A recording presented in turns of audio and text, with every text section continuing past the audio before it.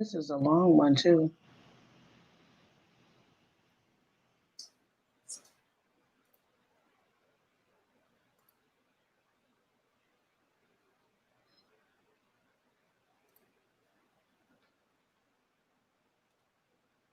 Peace and blessings, family. Well, Peace, y'all. sisters, how you doing, Dana? Good morning, Queen. I'm doing good. How are you? And how was Philly? Philly, Jersey, great. My uncle's going home was his memorial and interment was beautiful. His family was beautiful. The supporting cat, everything was beautiful. Got to see Mm-hmm. some folks that some of us ain't seen in years. Um, Mm-hmm. and he had a military honors burial, which was beautiful. I got a chance to see my dad when he's laid to rest at in the military wall. And it made me reflect on a lot of stuff. I don't know. I know people feel some kind of way about the military, but I think sometimes it's hard for some of us to put into perspective what the military gave some Black people during the time period. And Yeah. so sometimes some of us do a lot of, I wouldn't do this and I wouldn't do that. But then these are some people who never take care of their family for real. So for the military, for a lot of folks, it gave them a way to take care of their family, to Yeah. take care of themselves. And Yeah. it was just a real honor, if you will, Yeah. Uh-huh. to be there and to had a chance to visit my own father and where he's resting at. And it was awesome. It was just get to hang out with family. Um, and I also did a lot of research while I was there on my grandmother, my great grandmother, my great great grandmother, all buried in the same cemetery, which is the oldest Black cemetery in the United States, Oh, really? back past the Civil War. Oh, really? Yeah, so yeah, so You went on doing the ethnographical research. It's funny that you bring up the military and people's views of the military. My son and I, we were talking about the military, the NBA, the entertainment industry, and those were ways out for people. Some for and so it's a sacrifice on a lot of different levels. But I mean, when you're choosing between, for some, if you're choosing between poverty and getting further, you know, some of them chose getting further and it changed the trajectory of their life. So and their we were just talking about that last night. Me and my son was just talking about that last night. yeah, even their family, like it really, really changed. And for some families, it became the root of their family being able to be middle class generations later. Yeah. Buy their first homes, and it gave them a way out. So I think sometimes when people be talking that revolutionary stuff, some of them are benefactors of people who had a chance to find their way out and be able to put some root in their family in terms of housing. And then at the same time that was going on, definitely always sending love and prayers to Lake Charles because they were hit by Laura. Yeah, They how's checked in. Javon? Other people checked in. She's still there, but they're also helping to like take care of the people in that community that was hit by the hurricane. And I really feel like Black folks. I know this is not as exciting as blaming the police. I think that we have to come together for those types of things as Mm, well, like the same way we did with Katrina. And this storm was way bigger than Katrina, by the way. I don't know if you knew that. It was much bigger than Katrina. So I hope that we, because in that South is a lot of Black folks, family, hmm. Black people in the South. And so if you don't know or don't have a Southern root, that don't mean you're not connected to those people down there. Right, So exactly. we need to make sure, thank you, Brianna, that we need to make sure, to make sure we keep them in our prayers. And if you could send some help, do that. I'll see if Javon put a link up if you wanted to help. I believe in supplying the people who are on the ground. I don't send money to Red Cross. I don't send money to Blue Cross, whatever it is. I send money directly to people who are always in those places. And I can always find out who they are. So for me, the connection is Javon.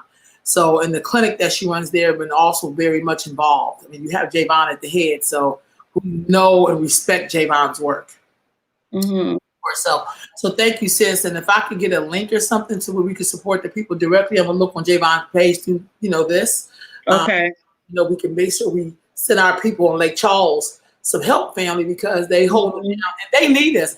Now, I don't know how correct this is, but I tried to research and everything. That they were fighting for that Confederate statue to come down, and it's understood that it fell down in the storm. So to me, Oh, really? mhm, it was divine. So I'm like, okay, all your Yeah. hands in business. Yeah. So listen to the people, but you cannot negotiate with Mother Nature. No, you can't. No, it's not possible. And That's right. everything like that. And then before we go any further, before we get into our stuff for today, we got to talk about our dear brother who's made his transition. Yes. I'm Yes, we do. Let me let me get into his bio. This is one of many bios that I found. So Chadwick Boseman was an American actor known for his portrayals of Jackie Robinson in 42, James Brown in Get On Up. He also plays the superhero Black Panther in the Marvel cinematic universe. He also did more things than that. I think he's going to go on to talk about that. Chadwick Boseman had early success as a stage actor, writer, and director. Before landing gigs on TV shows like Lincoln Heights, Boseman broke through with his big screen portrayals of two American icons, the baseball player and James Brown. His early life and career. Chadwick Aaron Boseman was born in 1976 in South Carolina and went on to attend Howard University in Washington, D.C., graduating with a bachelor's of fine arts in directing. He then attended the British American Drama Academy in Oxford, England. Boseman has performed in a number of stage productions, including Breathe, Romeo and Juliet, Bootleg Bigs, Zoom In, and Willie's Cut and Shine. He won I cannot, Aldelco Award for his role as the teen EJ in 2002 Urban Transitions. Loose Blossoms, a play by Ron Milner about a struggling African American family pulled in by the temptation of fast cash. He also worked as part of the Hip Hop Theater Festival and has written plays Hieroglyphic Graffiti, Deep Azure, and Rhyme Deferred. Additionally, he has directed a number of stage productions, as well as the short, oh Lord, it's jumping, as well as the short film Blood Over a Broken Pond. Okay, that's my first of hearing that. He's had a numerous starring roles on TV, including Third Watch, CSI New York, and on the soap opera All My Children. Additionally, he was one of the performers of the award winning audio version of the 2005 novel Upstate by Kalisha Buckhannon. In 2008, Boseman landed a recurring role as Nathaniel Ray on the ABC family drama Lincoln Heights, which focused on a suburban family who relocates to the urban community where the police officer patriarch was raised. The series ran for 4 seasons. Okay, so he also had guest starring roles on ER, Lie to Me, The Glades, and Cold Case. Okay. Boseman would land his next prominent role as Graham McNear, a Muslim sergeant on the 2010 NBC summer thriller Persons Unknown. Okay, I never seen any of this, you guys. On the series, 7 people are kidnapped and trapped in a town by an unknown entity. The following year, Boseman landed additional guest spots on the shows Justified, Detroit 187, Fringe, and Castle. In 2012, Boseman played the lead role in the film The Kill Hole, directed by Misha Webley. The indie production revolves around the life of a Portland, Oregon taxi driver who also an Iraq war veteran, haunted by memories of his past and drafted for a new mission by a private firm. Okay. He also, of course, played Jackie Robinson in 42. I'm overwhelmed by it, Bozeman told the online publication Madame Noir about his role as the baseball legend. It's just a huge responsibility. I wake up every morning, been working and prepping on it, and I'm having the time of my life playing baseball, studying footage. It's the opportunity of a lifetime to just do what I love. Movie audience seemed impressed with all Bozeman's hard work on the project. The film earned 95 million in its initial release. Okay, so after starring in 42, he was named the Male Star of Tomorrow by the National Association of Theater Owners in February 2014. Bozeman then appeared in the 2014 football film Draft Day with Kevin Costner and Jennifer Gardner. Meanwhile, Bozeman was working on another high profile project. He signed on to portray music legend James Brown in Get On Up, a story that producer Brian Grazer has spent years trying to bring to the big screen. He was finally able to get the movie going with help from Mick Jagger. Okay. Yeah. Directed by Tate Taylor, Get On Up follows Brown through his personal struggles and successes. Bozeman had to master the fast and furious footwork that the Godfather of Soul was famous for in the film. According to an interview with MoviePhone.com, becoming James Brown was a huge challenge, but also a very intense and rewarding experience. Get On Up hit theaters in August 2004. Bozeman next surfaced in Gods of Egypt. I never playing Thoth, the god of wisdom. He then starred in the revenge thriller Message from the King, which premiered at the Toronto Film Festival later that year.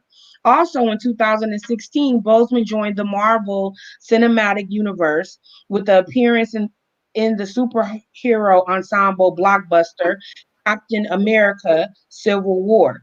He played T'Challa, king of the African country of Wakanda, who becomes the powerful Black Panther. Following a return to dramatic fare with Thurgood 2017 about a case early in the legal career of Justice Thurgood Marshall, Bozeman was ready for his superhero close-up in Black Panther. The film not only shattered box office records upon its February 2018 release, raking in an estimated 218 million domestically over the 4-day President's Day weekend. It went on to earn an Academy Award and nomination for Best Picture. Okay, Bozeman, Black Panther, later rejoined Iron Man, Thor, Captain America, and other Marvel cohorts on screen for Avengers. Infinity War, that was in 2018, and then also Avengers Endgame in 2019. So Marvel is okay. Having established his leading man chops, Bozeman next starred in 21 Bridges, 2019, as a New York PD detective on the hunt for two cop killers. That was good. Yeah. So I this is more about his career, and I apologize because I was trying to get a combination of both his career and his family because he does have a wife and children, right? I don't know about the children, but I know he has a wife. Okay. But I don't know. They could have children. I don't know. But just kind of give a little overview of the brother. And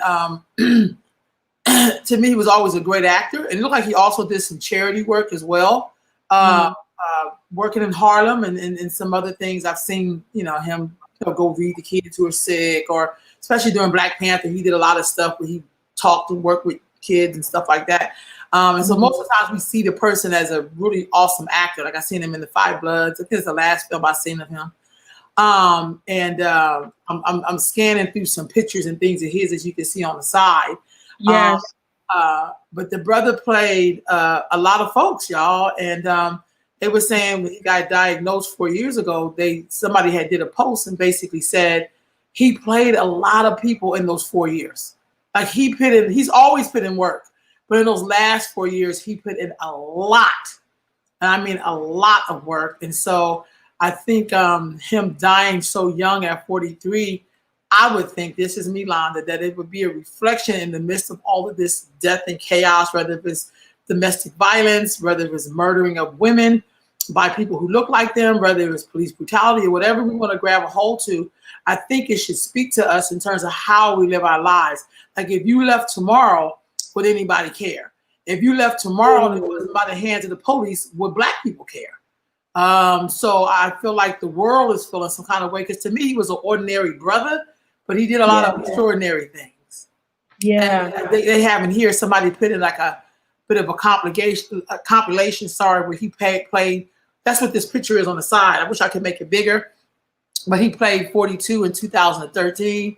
He played Get On Up in 2014, which is a James Brown story. He played in Gods of Egypt in 2016.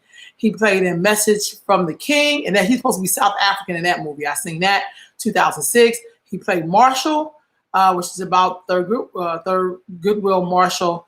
In 2017, he played the Black Panther. In 2018, he played 21 Bridges. In 2019, and in 2020, he played The Five Bloods. And I think when he was diagnosed in 2012, if you look at that, because I think that would take us back 4 years or so, you have 1, 2, 3, 4, 5, 6 movies he played in. And I seen all 6 of those movies. But I do remember him in Lincoln Heights, because I love Lincoln Heights. I got to it kind of late, but I love Lincoln Heights. And now I remember, bam, he was the brother who came home from the war or something. He was a veteran and blah, blah, blah. I think he got in trouble and went to the military or something like that in there. So I think that he should be more of a reflection or a reminder to us all that if you left here tomorrow, how would people see you? How would people remember you? So in life, it's not about you being a narcissistic, egotistical, thinking you're running something. If you left tomorrow, would we remember you? Would you have left a body of work where people respected you, not feared you?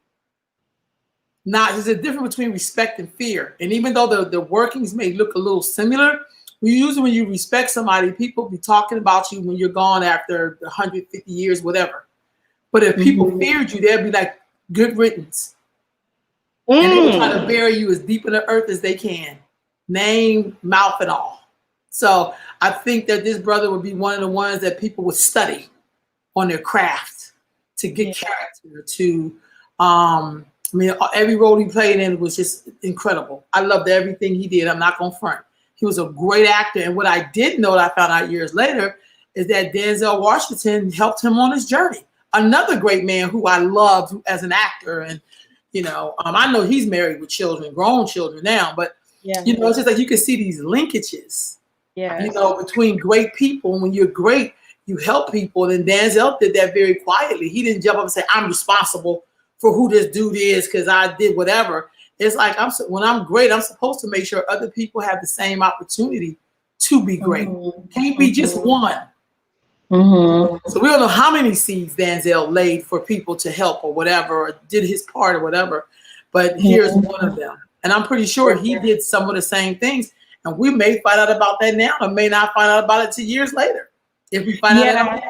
So I'm very grateful for this brother. And I'm glad we started off the show with reflecting on this brother and his work. I'm just amazed at all body of work from soap opera. I mean, he definitely is not an athlete who became, or a rapper who became an actor. No, this dude, he studied. It was his craft. He went to school for it. He did the, you know, he worked on the soap opera. He did this. He did theater. He did, and at the same time, still giving back to his community.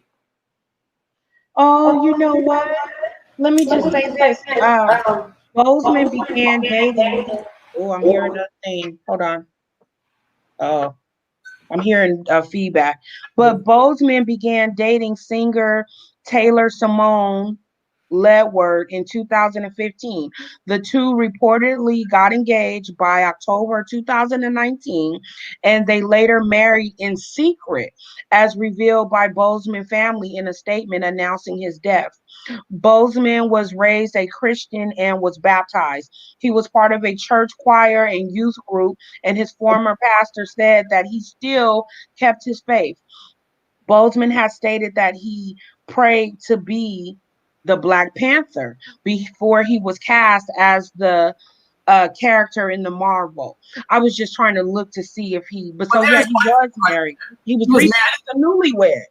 Yeah, I really kind of figured they didn't have any kids, but I did know he was married. And there's this Yeah, right there on the page. Look at this, is beautiful and stunning. I know they kind of look alike, but they are a cute couple. Yeah, really nice, cute couple. I know he's a Southerner, so he's from South Carolina. Mhm. And I just feel like I know when he played James Brown, Dan Aykroyd said, because he was really close with James Brown, believe it or not. I'm always Mhm. amazed that when people talk black, they don't even know when a lot of black folks like Nina Simone, like James Brown, when they struggled a lot, some of the people who ended up helping them were not black people. They were, most of the times, they were white people who had respect for who the person was, or they were friends. Because Mhm. it's one thing to say all black people, all white people, but when you have these individual relationships with people, it Yeah, really shifts how you see. Like I have some white friends, I'm going in on white people, whatever, but they know they ain't in that number because they don't do shit like that. So right. they're never offended. They just like, that's the truth. Because we had those kind of conversations. They're my friends, but we have real conversations with each other. And so Mhm. when Dan Aykroyd seen him, performing James Brown, he said, I felt like I was in the presence of James Brown. It's like the same thing with Jamie Foxx. He was like, wow, we're looking at and feeling Ray Charles. So those to me Exactly. are real actors and actresses that can, like you seen my girl as Tina Turner, Angela Bassett. I felt like I was looking at Tina Turner when I seen Denzel as Denzel, Malcolm. Malcolm X. I felt like that was Malcolm. So I Yeah, just feel like you can't deny that. Like you can't. That's why it's important to study your craft.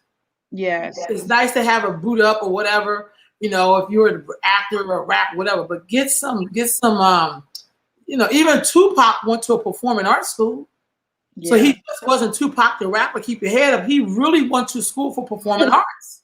yeah, He was back in yeah, Baltimore or whatever. But people conveniently look over that because they really think it's something in the person's, he's a rap. No, dude, he really went to school you for that. gotta He had a study. life Yeah, before the life we know him as that made him famous. So salute to this dear brother. He was incredible. And we're definitely not going to miss him because he has so many works. We may miss him in the physical. It may be like, man, that brother should have played that. You know what I mean? right, Because he was right. that good of an actor. So he would Yeah, definitely be missed. And my prayers go out to his family, to his yeah, his bride, his yes. wife, and their family. And I just pray that they, find comfort in his memories and the time that they spent Mhm. together before the whole time, not just before he left, but just growing up, growing together, dating, co Yeah, all of that stuff. yeah, Yeah. yeah. I like what the sister is saying here.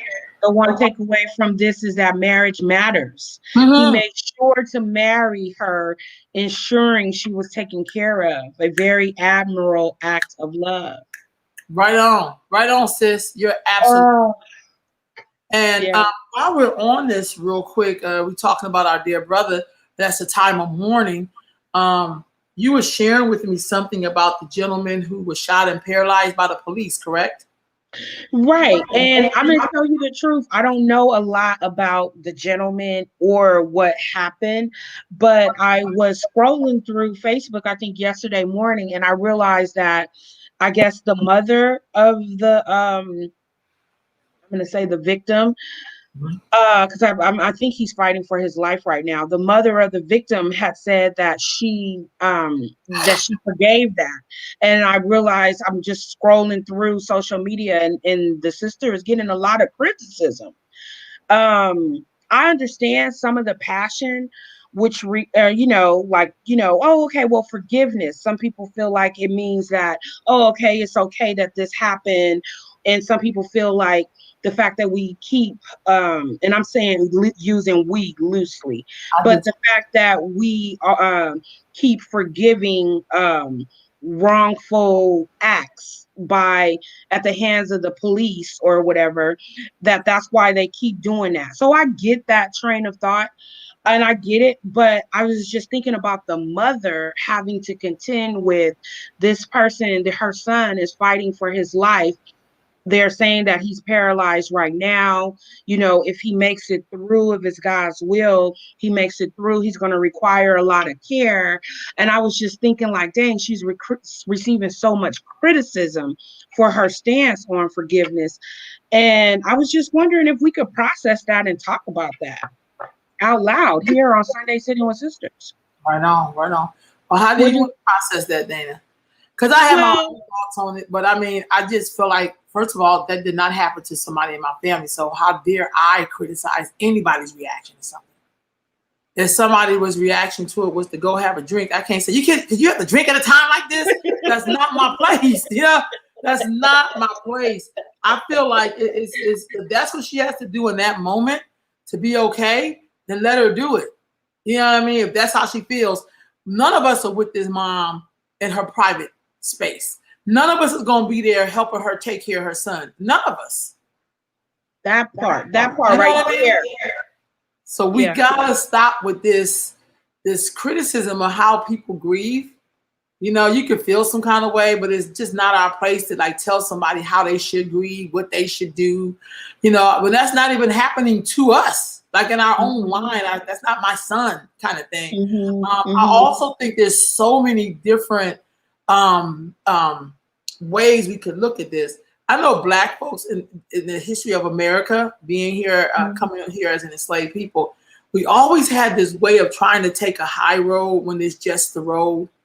You know, because we don't want to feel like we get caught out there becoming what's been becoming that energy that has been plaguing us. You know what I mean? So some of us try not to fight hate with hate. Some of us try to say, you know what, I'm going to forgive you so I can clear my own conscience. Now, I have my views on it. I think when we do that, I feel like it make us stuff things down, and then those things come back as cancer, as diabetes, as obesity, as, you know, you name it, alcoholism, high blood pressure. So it's high like that for us because we're always have to take the high road. And when you take the high road, this is the part Black folks don't want to talk about. We begin stuffing stuff down. And what happens is that when you stuff, like take a trash can and you're stuffing it, at some point along the line, the bag will pop open, a hole will come. Because you only could stuff so much stuff. You could only take so people can call it, right? People can call it trauma or generational curse. I don't know what the hell. We come up with all kind of shit for just calling things the truth. But I just feel like if that's what she has to do in that moment to be okay with it happened to her son, because here's the other piece, Dana. I don't know how we can live in a country where we fought in every war. And I mean, every war that America has ever had to go on and be this superpower. And then we turn around and end up being victims of what we claim this country was so great. You know what I mean? You know, America, everybody and their mama want to come here. You know what I mean? Yeah. People who built the place can't catch a break, and all they do is catch bullets. So why is that? It could be the bullets in the hands of cops. It could be the bullets of the people who look like them. So that's the real issue. We can't soften it and be like, because I feel like if you don't get shot by cops, Black folks may never remember you. Ooh, because you know what? We were just having that conversation. Would we have known? I'm not trying to be disrespectful at all, family, but would we have known George Floyd? Of course not. George Floyd got shot by we would have. Yeah. Yeah. And I know we say we pay these persons this is all a character flaw. This to me is about a character flaw. We have no good teachers, we have no good cops, we have no good parents. Take it back. Yeah. We have a character flaw. Yeah. And so I always say, I wish there was a test that we can give people. There's the young man's mom right there. I wish that we could have a test that to give teachers to see if they like kids or not. And if they don't pass it, that means they can't be a teacher. I feel like it has that same test in anything that's public service. That if you don't like all the people, then you can't have this job. I'm just throwing it out there because if they can make a weather machine, that's what some people say they have. Well, hell, they can make a machine that can tell if we like people or not, or certain groups.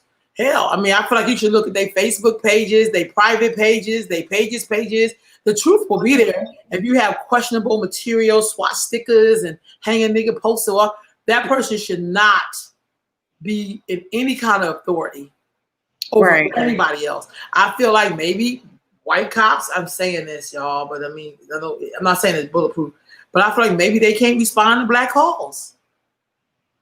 Right. I don't know. Because they say, well, you know, sometimes black cops could be just as, if not worse, than cops who are racist. I mean, I don't know. I don't know what the answer is, but I definitely think there's an imbalance where we want people to hold a political line around police brutality, but we don't do that same thing when we kill each other. It's almost an honor when you get shot by cops, because then black people are going to remember you. If you're a black man. Now, if you're a black woman, don't nobody really give a shit. Because Breonna Taylor, you know, she still ain't got no justice for her stuff. But, you know, black men get shot, black men and women, we be like, oh, my son. So we know we're dealing with a lot of misogyny, and women supported misogyny. Mm-hmm. In our community. So I don't know what the answer is. Shit. Because the first thing I hear black people say, I'm going to make sure that my son is safe, but your daughters ain't safe. Mm-hmm. I don't say that. I'm like, this is that bullshit. Mm-hmm. So I don't know, Dana. I just feel like black people, I don't even realize that we know how to grieve. I don't think we even make the linkages to why we have, when you look at health disparities, why we are so high in there. And it's just not all systematic racism. Right. Sometimes it's the shit in your house. Right. Or it's the stuff in your family. It's the stuff that was passed down generationally. Yeah. You know, like what you said, the stuffing and the swallowing. Yeah. Like, you know, Mm-hmm. And it's the moral code and the moral standard, you know. Yeah. And I think one of the things that my mom, see, I always look back on my ancestors, and I'm going to tell you why that's so big for me, why I'm so entrenched in that, is because they made it through some times that I probably would have never made it through. As Rolanda Wilkins, evidently I made it through something because I come through their line. Mm-hmm. But I watched them have to deal with things that we couldn't deal with right now. Because we too emotionally, you're supposed to do. They was like, look, we have been picking up running our whole lives. Mm-hmm. Every time we plant ourselves somewhere, you know, this thing called racism or colorism or whatever you want to call it, move us along. We have to go somewhere else and dig and start again, trying to create a route for our generations. You know what I mean? Right. But I also feel like when I look at my ancestors, they didn't have words like systematic racism. Mm-hmm. They didn't have words like, you know, they just didn't have those kind of words that we've come up with, thanks to maybe we went to college or some shit.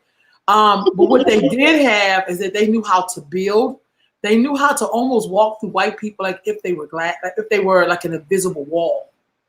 Because they didn't expect for them to be human beings. They have seen these people at their absolute worst. Yeah. You see what I'm saying? Yeah. We haven't really seen them white people like animals. Right. Treating them like animals. Right. To be honest with you. We've seen little inklings or whatever, but I'm talking about lynchings and beatings, and you know, they've been through it for real. Huh?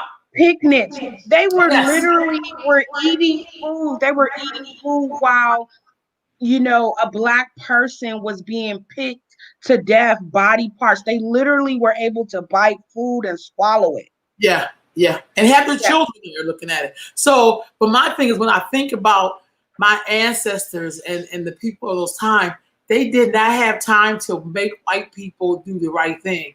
They had to secure their own families. They tried to gather with other black people who understood that. Right. I think we struggle right there because what we haven't done in our community, Dana, to the most point, this is not, if you're not guilty of it, don't lace the shoe up. But if it's you, lace the shoe up and run a mile. But we haven't figured out that when we relied on each other, those other people couldn't even penetrate us. Yeah. Because they could try to refrain you from where you walk, where you talk, you know, but they could not get them up here. Mm-hmm. Now they got us up here. Mm-hmm. It don't even matter what the body feels.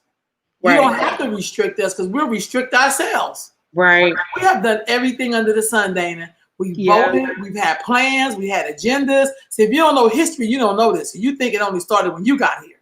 Silly Negro. But that's not when it started. We've tried everything. We fought and won wars for this country, constantly proving ourselves, and they was hanging black men in their uniforms. You understand what I'm saying? But if you don't know the history, you won't know that. You be really thinking it's about your silly ass plan that you just came up with yesterday.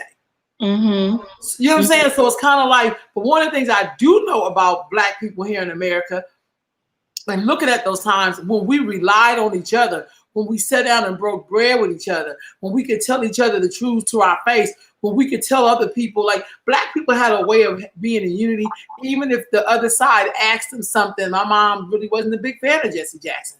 But if a white person asked her what she felt, she'd be like, well, he's a man doing his work. She would never say, oh, this nigga.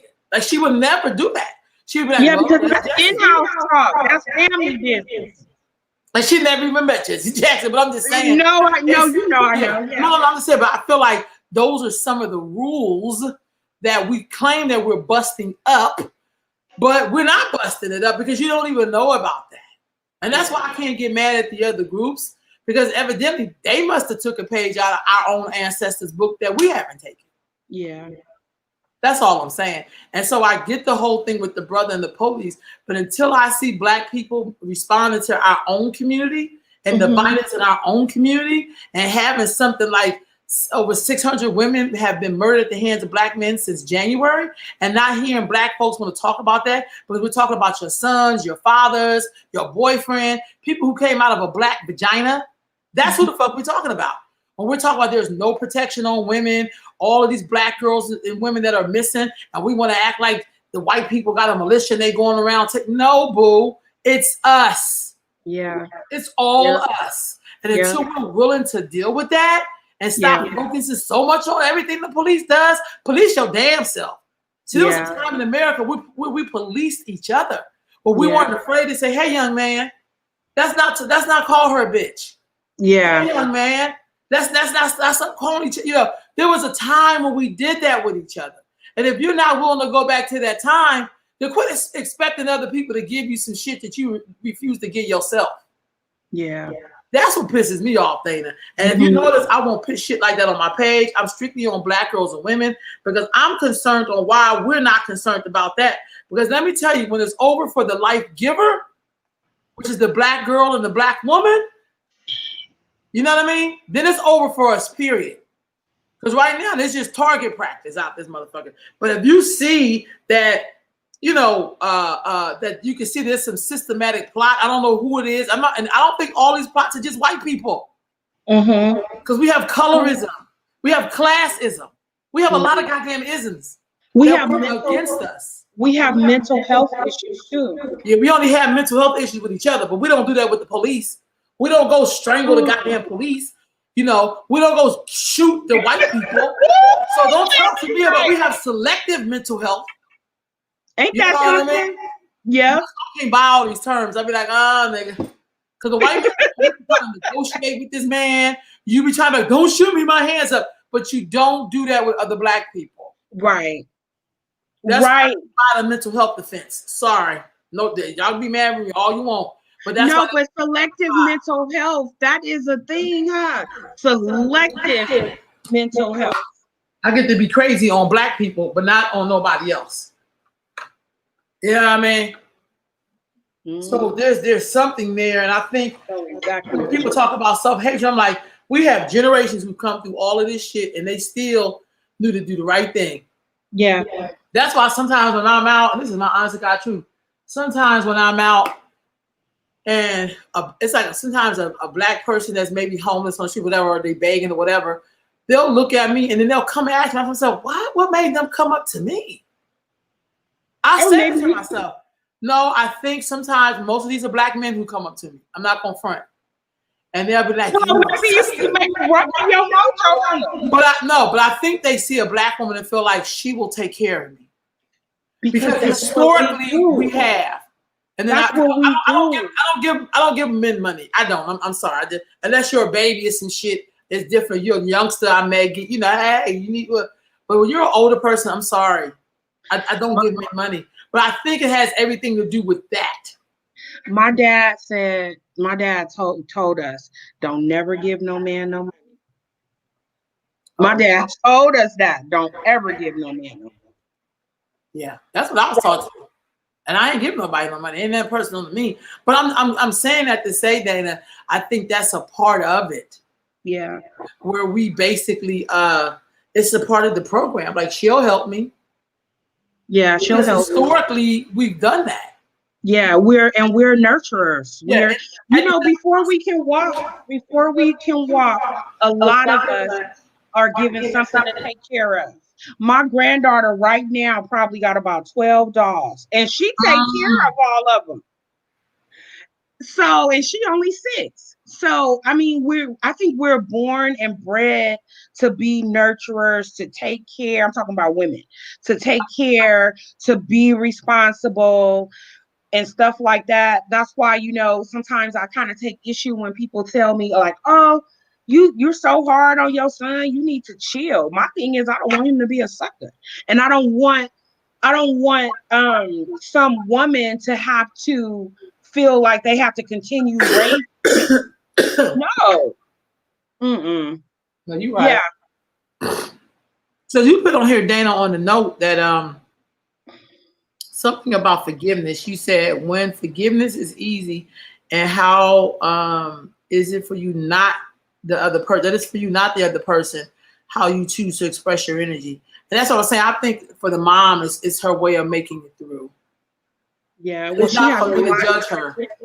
She has a lot to contend with, because I would imagine she has doctors, kind of insinuating to her that, and I'm making up stuff. I don't even want to make up stuff because this is in her case, but I'm just imagining. I know that, a lot of scientists, because that's what they are, they'll say like, oh, well, maybe it might, think about quality of life. Like, they have a lot of decisions that they're going to have to make and contend with. She needs to focus all her energy on that. And so, I don't know. I just feel like we should, when we talk about forgiveness does not mean acceptance. Forgiveness does not mean that I like what you did. To me, forgiveness means I got to let that go right now. I don't even have the energy to combat that, because I need all of it to work with what's in front of me. And that's my son right now fighting for his life. And I'm just using that as an example.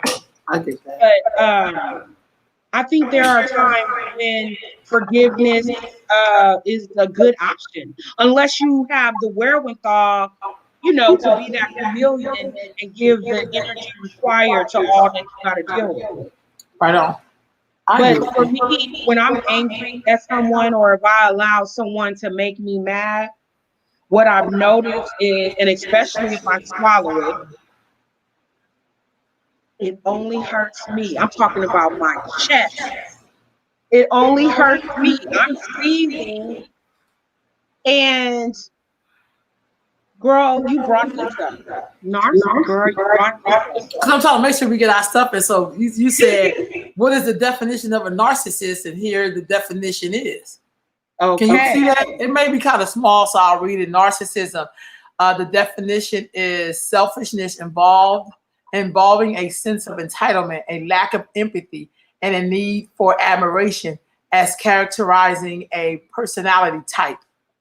Self-centered, arising from failure to distinguish the self from the external object,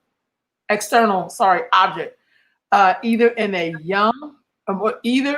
in very young babies or as featured in a mental disorder. Now, and can I add to that before we push?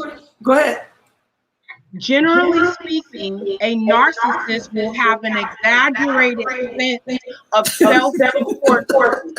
The condition is estimated to affect only 0.5% of the general population. So these are some special people in the U.S. But guess what? They are saying, this is not me, they are saying 75% of that 5% are men. The effects of the condition can range from having a mildly negative effect on those afflicted and those around them to potentially destroying numerous lives. Now, wait a minute, Dana. So this is what it says: the signs and the symptoms of a narcissistic personality disorder. I need my glasses. Okay, what's the sense of grandiose sense of self-importance, lives in a fantasy world that supports their delusions of grandeur, needs constant praise and admiration, sense of entitlement, exploits others without guilt or shame, frequently demeans, intimidates, bully, or belittles others. I'm just giving y'all the short version. I'm trying to make sure we get in here. What are the 4 types of narcissism? 4 dimensions of narcissism. A personality variable has been, what's this? I can't see. Oh, I wish I could read this. Me too. Hold on. I got to move this up because where my thing is. Superiority, arrogance. Okay, so it's leadership, authority, superiority, ignorance, self-absorption, self-admiration, and exploitativeness, entitlement. So these are. I'm gonna tell you, Jada Pinkett said on one of her Red Table Talks, she said that narcissism in her field it's like a given, like you have to have some level of narcissism. And so I guess there is levels to it. I guess it's nice narcs, and I mean I guess there's levels to it. Have you dealt with narcissists in your life? I can't even have you dealt with I absolutely. I think I've dealt with all levels of it. And I think that they're close to me as far as I think I've had some in my family. And I want to say, and I hate to say this too, but I gotta say it. And it's indicative of this ratio. Most of them have been men. And you know, people say that, well, you shouldn't use that term. You don't know if someone is a narcissist. You shouldn't do that. You shouldn't say that because it's a disorder. But I will say these traits, I've seen it. I've seen the traits. And here it says, let me just go on and say this. Okay. Don't move. The number one symptom is lack of empathy. They fake empathy. The narcissist is also unlikely to feel bad about any of their own actions that may have caused upset to other people. Instead, they will continue as normal as though nothing has happened. A narcissist is also likely to expect others to feel the same and may even be surprised or annoyed when other people show it. Now, hold on, Dan. So we got some comments in the room. Sister Tina said that this sounds like the current occupant in the White House. I think that sounds like every president we ever had, including 44. Let me tell you why I say that. Because it don't just mean to all of us. It means to a particular group. No president we've ever had has ever tried to make anything right for Black people. Like, we know that Black people who are descended of enslaved people should be almost like a protected class. But no president have ever tried to do that, to make things right. You know what I'm saying?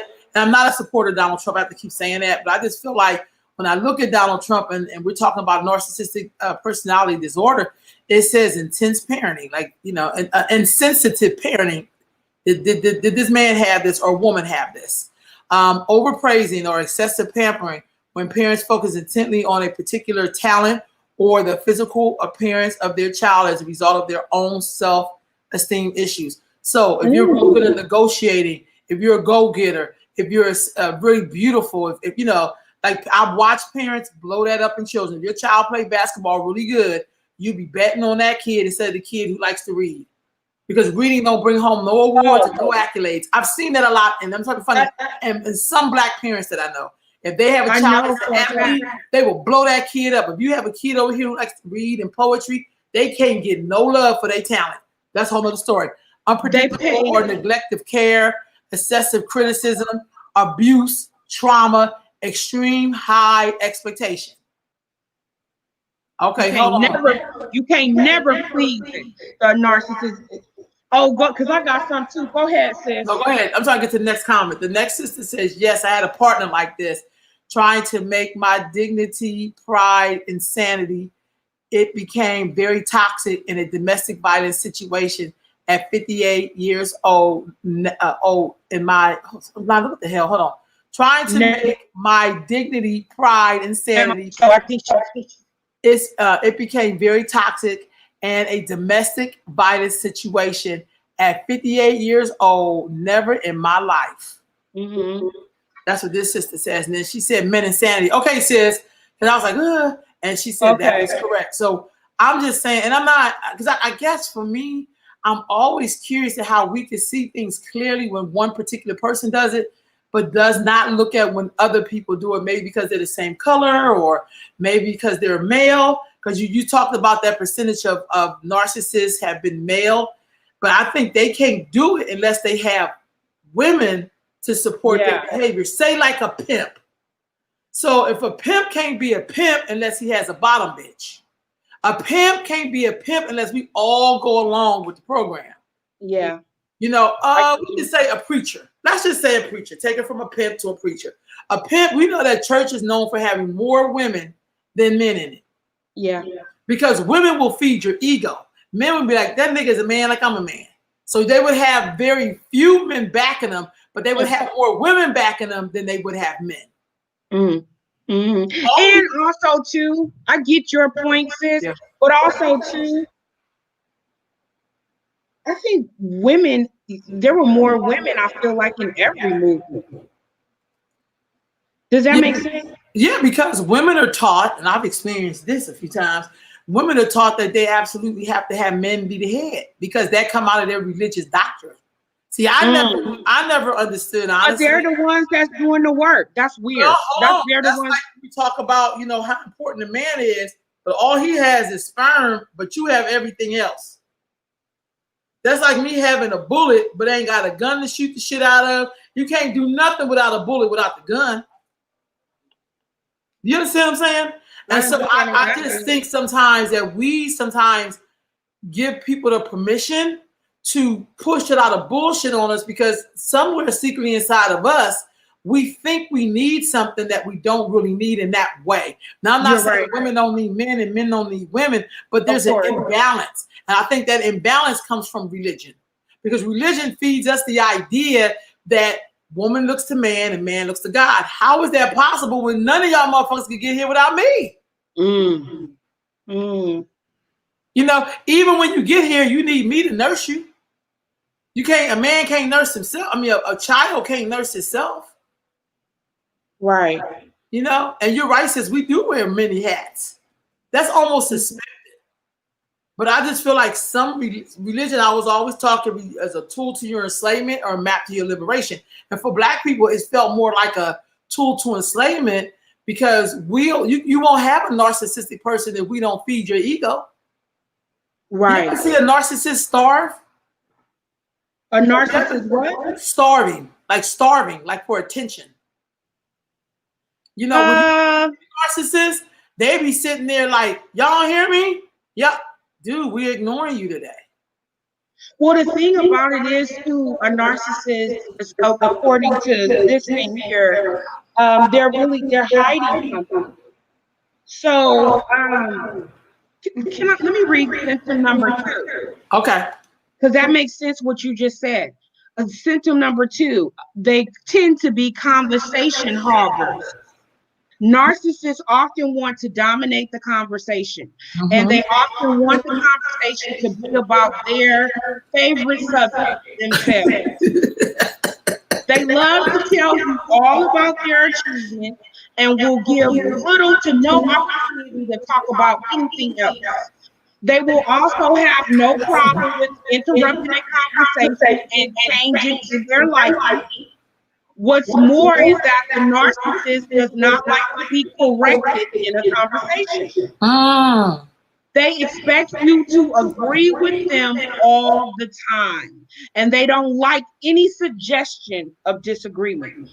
Don't agree with what they are saying, and you can expect to be rebuked, corrected, and even completely ignored. Can I just go over these symptoms right quick? So go ahead. Symptom number 3, self-importance. The narcissist will often feel as though they are the most important person in the room. Yeah. They will feel as though their contributions are so vital and that others simply will not be able to manage without them. They are happy to let others know of their perceived importance and expect others to fall into line. This also manifests itself with notions of self-entitlement. Narcissists tend to feel as though they deserve special treatment. They expect others to treat them like royalty, but see no reason why they should do the same in return. So this is not, narcissists are not equal opportunity people. Let me just, symptom number 4, false image projection. The narcissist feels it is important to always give others the impression that they are highly successful. They feel the need to be seen in expensive cars and will often only consider living in highbrow addresses. I don't know what that means, but we could guess. I never heard the term. Maybe like in like an upper echelon area, like Freehaven or say Land Park or something like that. Oh, okay. Their clothes have to be brand name design. They have to go to the best hairdresser, and they have to let people know all about it. Not only do they like to adorn themselves with icons of success, they also try to surround themselves with others that appear to be successful.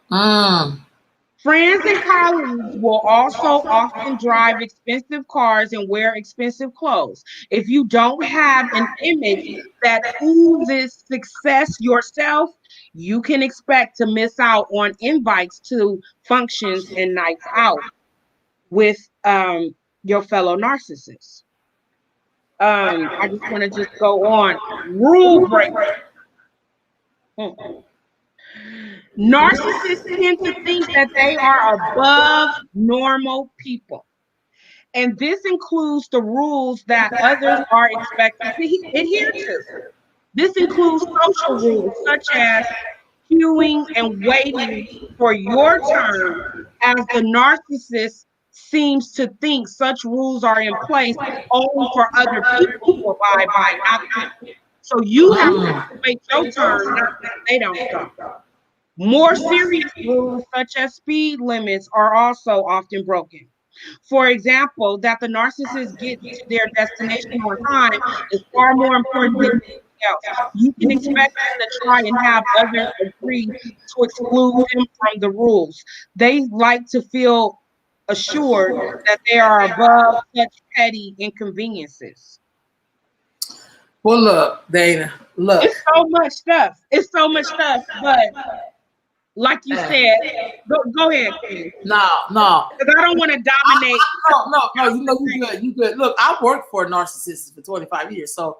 But this was special because it was a female, huh? Yeah, but I'll tell you this though, so for me, when it comes to males, and I'm not disrespectful, I can ignore it because I know a lot of men work off ego. And what I learned about people with ego problems, if you just leave them alone, that's like a kryptonite because because in order for you to be a narcissist, you have to have a participant.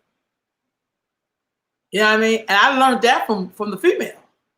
When I decided to ignore this person, let people do shit to her and not be the buffer, that first of all took it out of my hands and helped me to see clear. But when I used to spend my time defending this person, though they would never do that for me, you know, that was me adding to the sickness.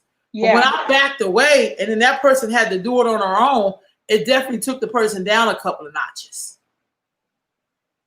You know what I mean? And plus it helped me to refocus my energy on myself is what I should have been doing, like going to the next step for myself.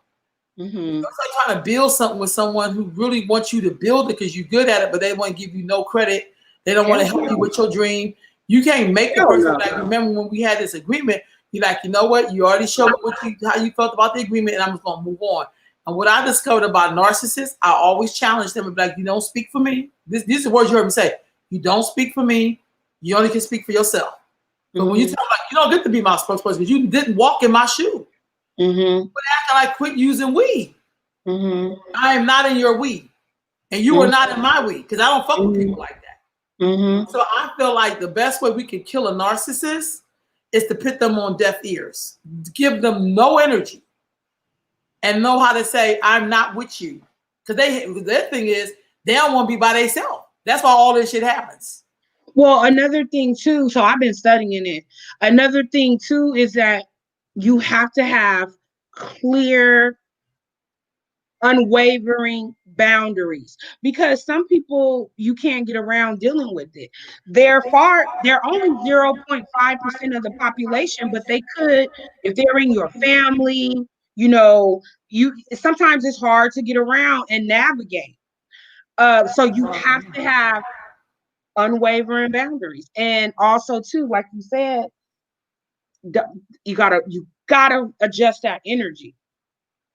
Oh, let me see, made me think like this, but living my home of 10 years began to talk down to me, began to tell me to shut the fuck up, begin to tell me it's not about you, then who is it about? And you lay in my bed.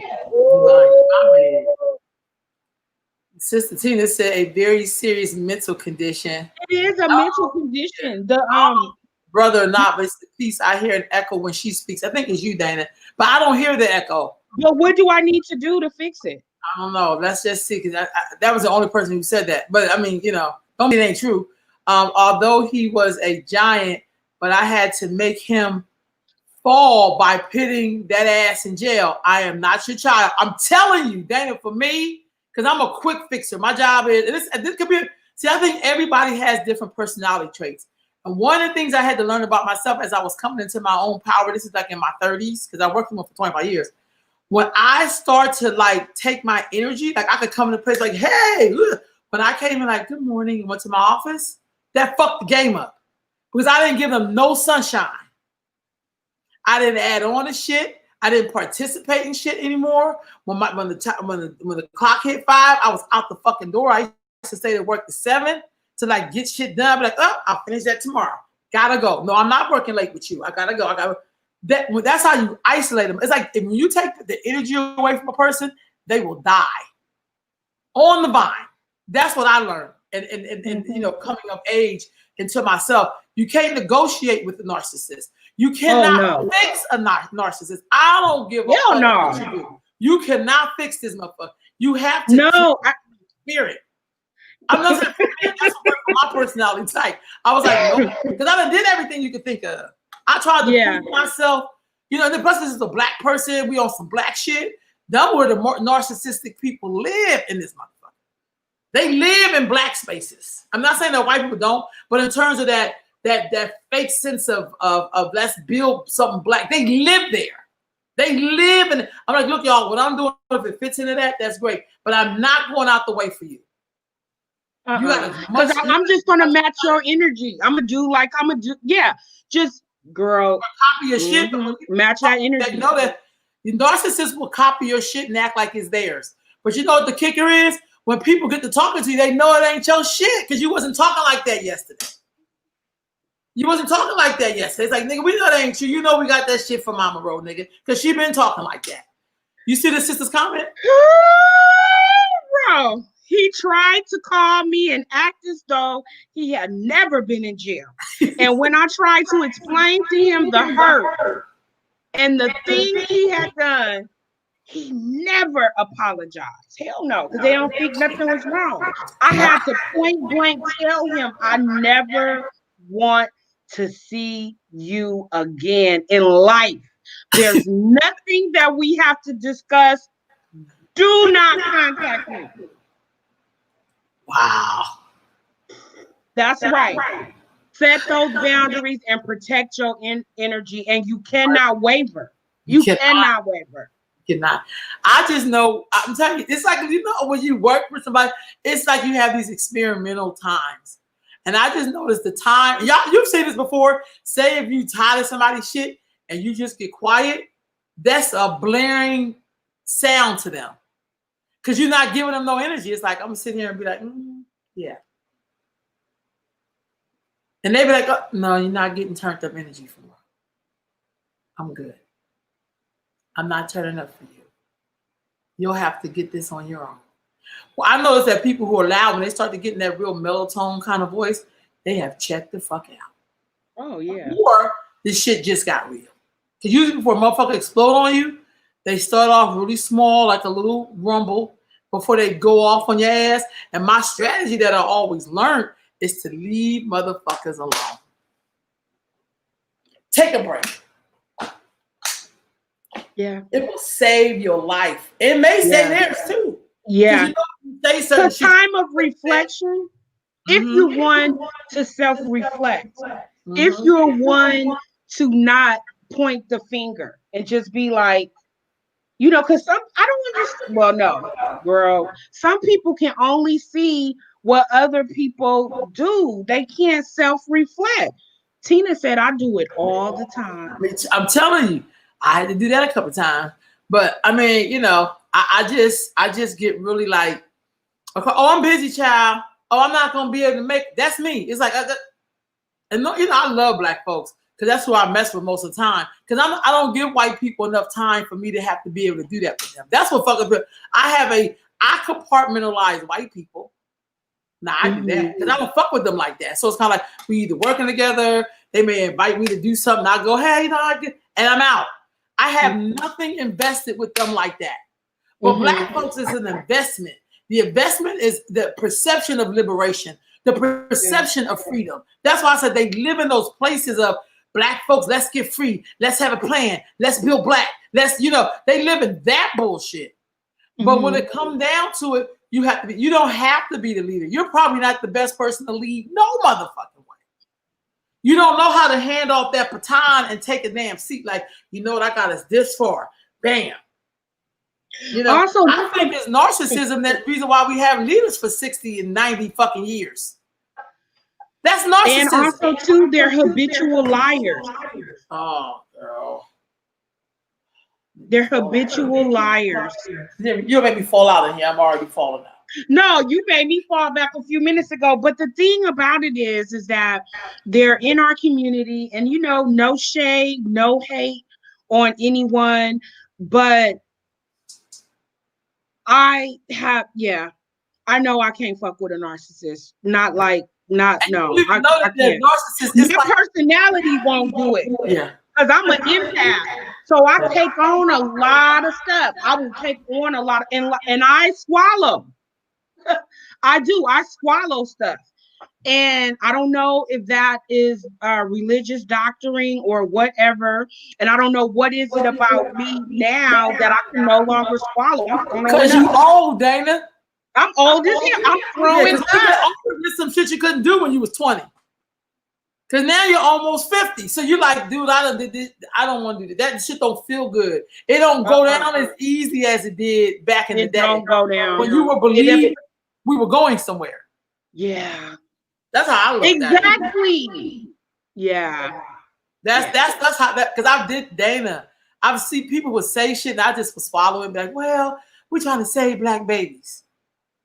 Because there's always a buy-in. I don't give a fuck with it. Oh, of course. Narcissists always have a carrot that be dangling that we supposed to all be trying to get to, but they don't never want you to get to it. That's what they use to keep you there. It's kind of like being with a man and he got some good dick. Let's just be honest. Okay. It's popping. You know what I mean? You take all kind of bullshit for that hour or whatever that you get to have good dick before the fool falls asleep. And then as you get older, you're like, big dick, my insanity. Good dick, my insanity. Your insanity, but basically, like, dude, like this dick is gonna kill me. You know what I mean? I can't do this shit no more. I can't. I tried. It don't work. It's not working. So now I'm gonna have to be like, say bye-bye to you. And that's what keeps it real. You think about a person that makes you laugh, but did he make you cry more than he make you laugh? Why get a calendar? Why get a calendar and you can mark it out on a calendar? This is it, oh Lord. But you know what I'm talking about. You know what I'm talking about. On a calendar. You know what I'm talking about, sis. And I know that was like because I have to use that real good analogy because we understand what that means. We definitely understand. We totally get what that means. Yeah. You know what I'm saying? Why? But you know what's a blessing? Why is this it's a season to everything? Look, right now we got fires burning in California. We got hurricanes coming through the South. We got all kind of shit happening at the same time right now. The handwriting is past being on the wall. You feel me? It's past being on the wall, y'all. Like this is the season of change for real, though. Like, you know what I mean? And so sometimes I may get quiet on people. I can't be following behind a bunch of Negroes protesting, but don't protest in the communities where we need to be protesting. Until you go protest up and down Meadowview and Mac Road and wherever, Oak Park or wherever we are, and we're dying on the vine. Don't talk to me about going down to the Capitol. Like, I don't care about the Capitol. Until we're willing to take care of our own communities and have our own accountabilities to each other and stop doing this fake monolith, because it is a fake monolith. And quit lying and conniving teaching them how to be like a snake. If you're raising a son or a daughter, you're not teaching them about safety and protection. And, you know, if you're not teaching them that, then please fall all the way back. Please. Because right now you're producing people that's tearing our community down. Like, for real. Because this is what I got to say. And I'm not letting go. I'm just saying the narcissist cannot exist without believers. That's true. You know, Martin Luther King would have been nothing in the street marching if everybody had stayed home. Yeah, we would have thought the school was crazy. You know what I'm saying? Like, look at this. Yeah. But black folks, we love to get on a bandwagon to make other people do shit that we should probably be doing for ourselves. Yeah. And I come from the people who depended on themselves. Yeah. Who never said, don't tell me nothing about white folks, because we know these goddamn people. Are you doing the part you're supposed to do? My mama told, I had a racist ass teacher in the 5th grade, Miss Wagner. I'm never gonna forget this heifer. And I knew she was a racist. Well, you know, from what I can see. And I remember my protest was not to do my homework, you know, or schoolwork or whatever. But what I didn't know, this woman had sent a letter home to my mom, basically telling her that I didn't do my homework and shit. So when I got home one day and my mom said, how is school going out the damn blue? I was just like, everything's fine. Didn't think, like, why is she asking you that right out the blue? That didn't even fit with shit we were talking about. And then she pulled out the letter and said, your teacher said you ain't doing your homework, about schoolwork, or whatever. And she said, if I get up here and your schoolwork ain't done, I'm gonna beat your ass straight up. And I was like, she said, let's go. I was like, hold on. Yeah, let me tell the truth. My mama was real. She didn't try to protect me. Oh, they just doing this to our babies. She knew. She said, I don't know what my children would not do on my site. I did my best to raise them, but I don't know what they're gonna do when they're not in my site. I pray that I had put an imprint on them, but I still don't know what they will do, because that's how kids are. So when I told my mom the woman was a racist and blah, blah, blah, my mom said, look, I can handle that. That don't mean you stop doing what you're supposed to do. I can go be on her head right now, but you got to do your goddamn part. Yeah. I'm not going to go up here and fight for you, and you ain't doing the part you're supposed to do.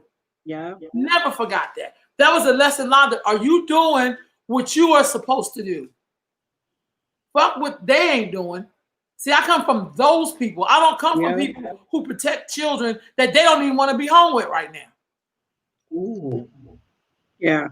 See, my mom will come up to the school and be like, I know my child. And I know I didn't raise her like that. My mother could look at us and tell if we was lying or not. Oh, yeah. Just by the way we responded and shit. It's like a timing thing. You be trying to say yes quick. She'd be like, and when she do that look, you be like, Well, No, I used to go on and just tell the truth.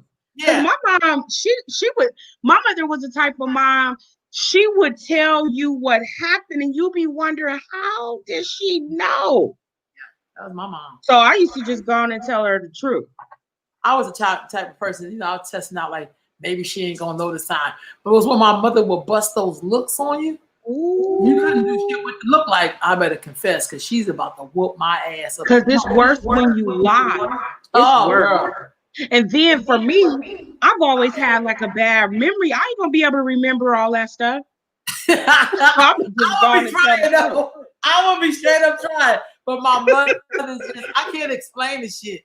She just would look at me and I'd be like, somebody save me. Because my mother is old school. I'm telling you. My mother would pop up on your ass and you'd be like, oh my God, is my mama here? It's like, I can do a lot of things, but I can't fuck around like that with my mom. I'm just not gonna be able to do it. No. I'm just not gonna be able to do it. I can do a lot of stuff, but I will not. I'm just like, look, y'all, my mama whoops ass. I'm not gonna front.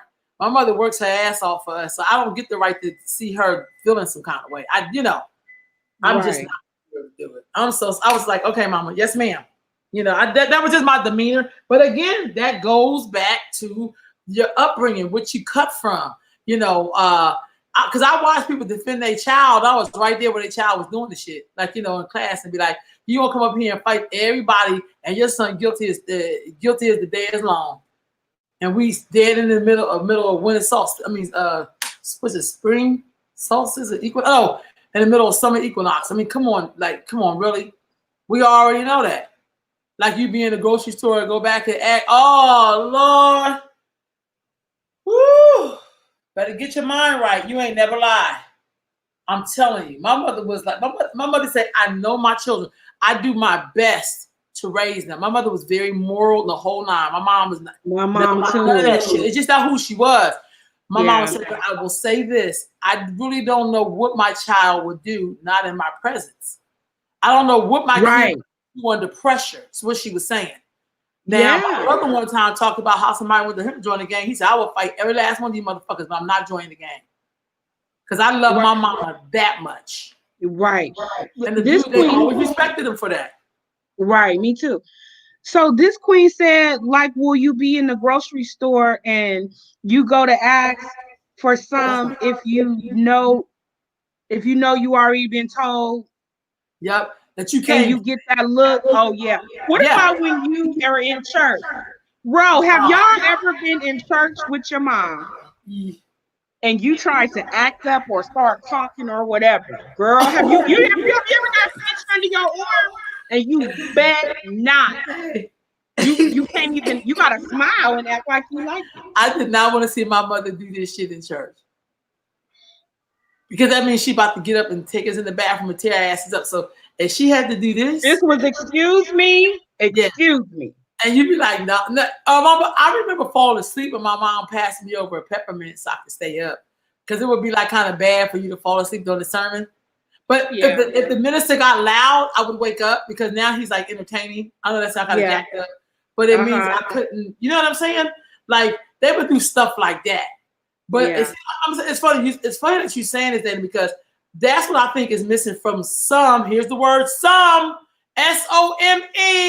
If you're into some, then lace that shit up and run them out. Some mothers would get in there and start backtracking for their kids instead of saying, damn, did my son really do that?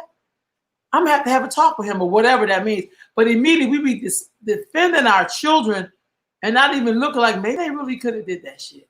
And maybe I should be asking, why did they do it? To them, like I'm so proud. One time, true story, y'all. When I was a kid, I stole from somebody's house. I stole some coins. This woman, you know, oh my God, I was very shocked. My mother, when she came to the woman's house with me to return what I had left of the coins, she's like, Ro was gonna be cleaning your motherfucking house like for a whole week. I'm so embarrassed that my child stole from you. You know what I mean? My mother was like, Rose, and then of course, you know, I got my ass beat when I got home. But the point of it is like my mom was like, I don't really care about her feeling some kind of way. You do not fucking steal. Right. You don't steal. Right. Rose gonna be working for you for a week. Yeah. Yeah. Mama, did your mom ever say this? If you lie, you'll steal, and if you steal, you'll You'll kill. Girl, yeah. girl. Murder on the lie. That's why I try so hard to keep it real to this day. Like if I tell a lie, I feel some type of way. I feel that. Look, Girl. you see this? I gotta tell you the story.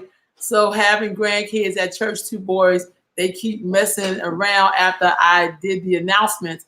I said the paper towel took their butts outside, took off the belt and whooped their butts, got back in right in back of the church parking lot. Yeah. I can see that. I'm telling you. And they used to whoop your butt and then make you go back and sit in the pew. And you had to act like nothing. It's never happened. Now listen.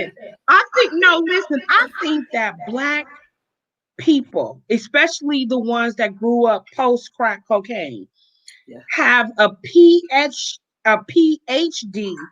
in acting like nothing is wrong.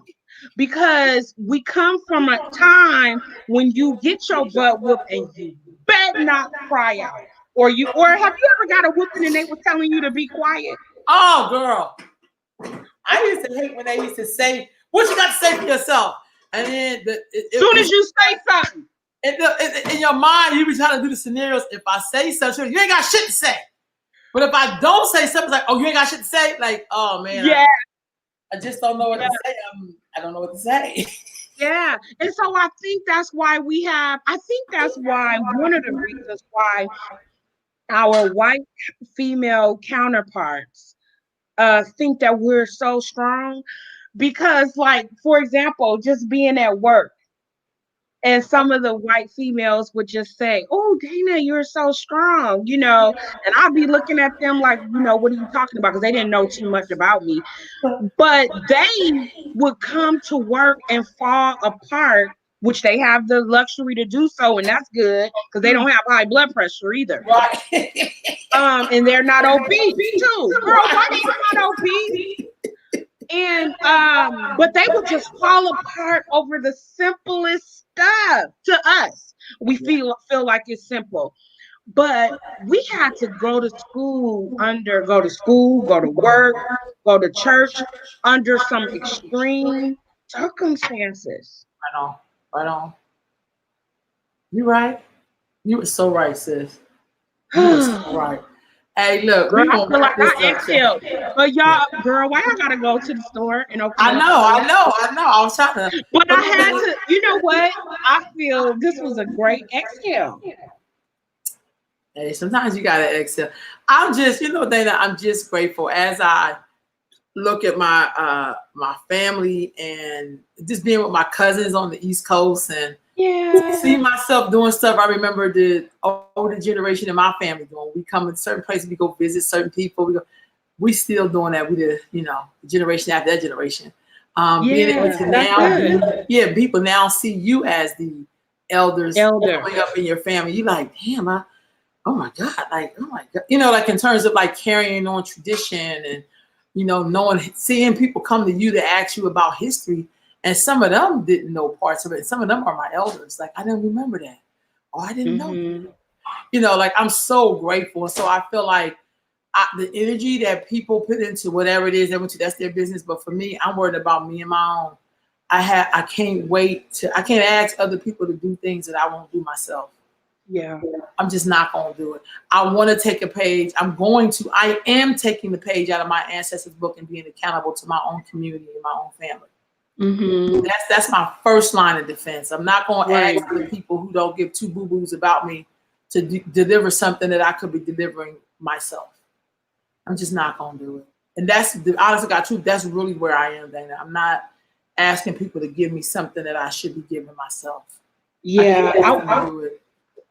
I agree with you. I'm on this self-reflection and just trying to the areas that need to be developed, making sure that they develop.